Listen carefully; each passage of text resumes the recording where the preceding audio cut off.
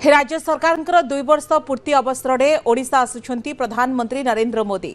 ए अवसर में ओडिशावासी को नुआ योजना और प्रकल्प भेटी दे पारंती प्रधानमंत्री।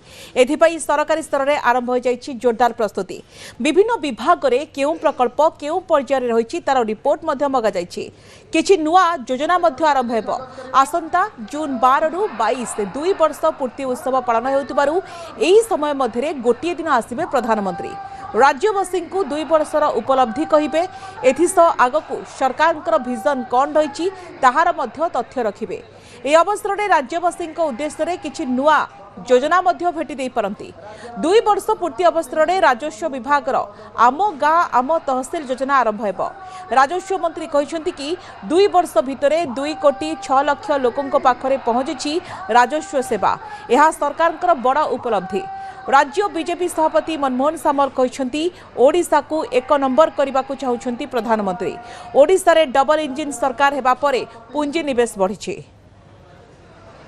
संभाव्य गस्त को आखि आगे रखिक केंद्र सरकार और राज्य सरकार जो सब प्रकल्प सबू अच्छी क्यों प्रकल्प सबू उद्घाटन हबार परिस्थिति को आसला क्यों क्योंटा समाप्त हो उद्घाटन हम एवं जोटा मंजूर होती टेंडर प्रोसेस समाप्त होती तार भूमि पूजन हम ताकू आम लिस्टिंग करूँ विभिन्न विभाग माननीय प्रधानमंत्री जो दिन आसबे से दिन गुड़िए नुआ प्रकल्प केंद्र एवं राज्यर ताकू भूमि पूजन करी शुभारंभ श्री गणेश करेंगे।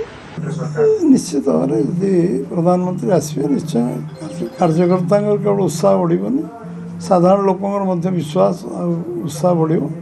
आज जो डबल इंजिन सरकार आसला जिते इन्वेस्टमेंट उत्कर्ष आसी प्रधानमंत्री सरकार हबार वर्ष भर 7 थर गस्त कर प्रधानमंत्री गोटे सब सकारात्मक भूमिका रही सब से ओडिशा को गुरुत्व दे आशा 1 नंबर राज्य हम ये मन में जो कल्पना अच्छी स्वप्न अच्छी से निश्चित भाव में सफलता